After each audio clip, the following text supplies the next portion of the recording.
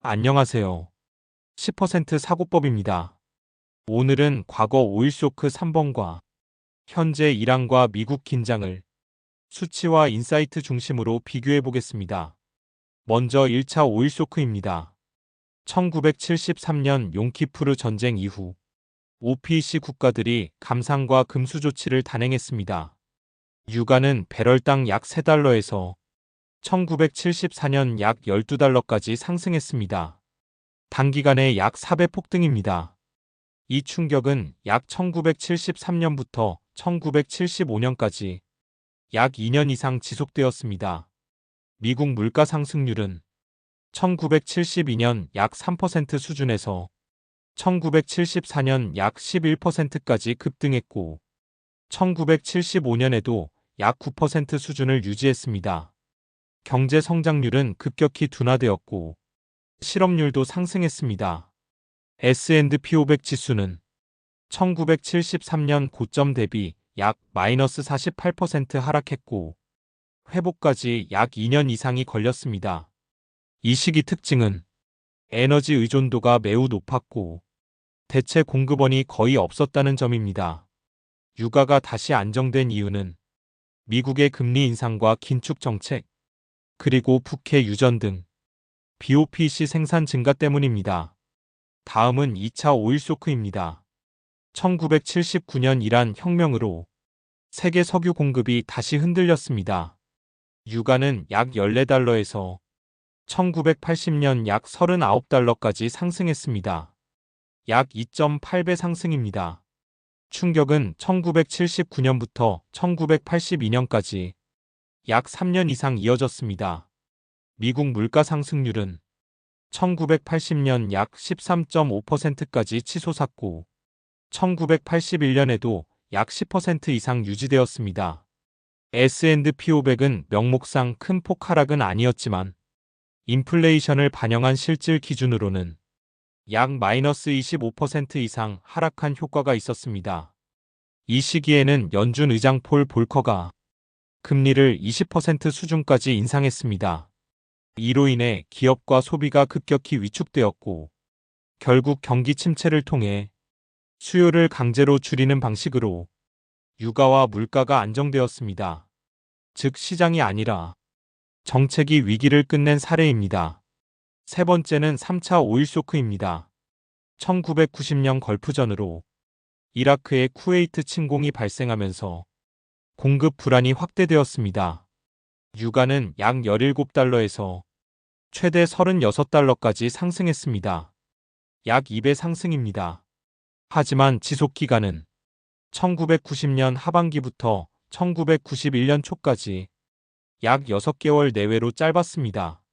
미국 물가 상승률은 약 5%에서 6% 수준으로 상승했지만 이전보다 훨씬 제한적이었습니다. S&P 500은 약 마이너스 20% 하락했지만 전쟁 종료 이후 빠르게 반등했고 1년 이내에 대부분 회복했습니다. 빠르게 안정된 이유는 명확합니다. 전쟁이 단기간에 끝났고 사우디아라비아 등 주요 산유국이 생산을 빠르게 늘렸기 때문입니다. 또한 이 시기부터는 에너지 효율이 개선되면서 경제의 석유 의존도가 과거보다 낮아진 상태였습니다. 이제 현재 상황입니다. 이란과 미국의 긴장은 실제 공급 붕괴보다는 지정학적 리스크가 반영된 상태입니다. 유가는 최근 약 70달러 수준에서 긴장이 고조될 때 90달러 전후까지 상승했습니다. 상승폭은 약 2030% 수준으로 과거 오일 쇼크 대비 제한적입니다. 미국 물가 상승률은 현재 약 34% 수준에서 관리되고 있습니다. S&P 500도 조정은 있었지만 마이너스 40% 이상 급락은 아직 발생하지 않았습니다. 하지만 여기서 중요한 인사이트가 있습니다. 과거 데이터를 보면 위기의 핵심은 상승폭이 아니라 지속기간이었습니다. 1차는 2년, 2차는 3년 이상. 충격이 길어질수록 경제와 주식 시장 타격이 커졌습니다. 그리고 또 하나 중요한 점은 초기에는 항상 시장이 상황을 과소평가했다는 것입니다. 이 점에서 최근 사례가 있습니다.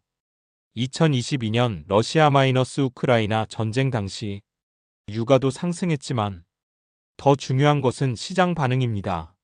S&P 500은 약 마이너스 25% 하락했고 저점 이후 회복까지 약 1년 이상이 걸렸습니다.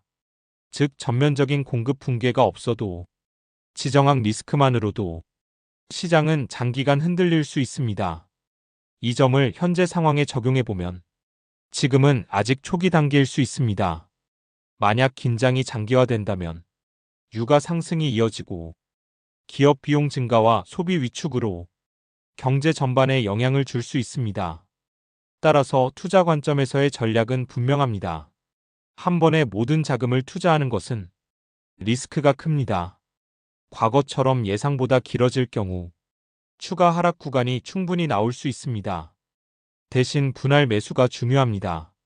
예를 들어 자금을 3회에서 5회 이상으로 나누고 시장 하락 구간마다 점진적으로 진입하는 전략입니다.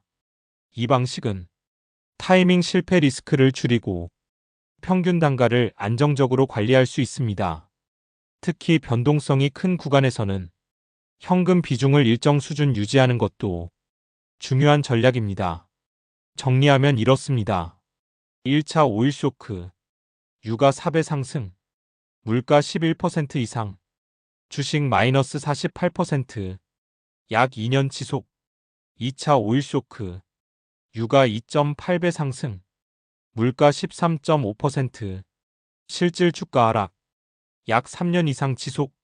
3차 오일 쇼크, 유가 2배 상승, 물가 약 6%, 주식 마이너스 20%, 약 6개월 지속. 현재 상황, 유가 약 2030% 상승, 물가 34%, 주식 제한적 조정, 지속 기간이 가장 중요한 변수. 결론입니다. 과거 오일 쇼크는 실제 공급 붕괴에서 시작된 구조적 위기였습니다. 현재는 아직 심리적 충격 단계에 가깝습니다. 하지만 위기는 항상 시간이 지나면서 확대되었습니다. 그래서 지금 가장 중요한 것은 방향을 맞추는 것이 아니라 리스크를 관리하는 것입니다.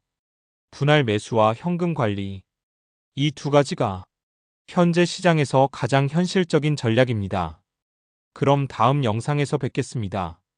감사합니다.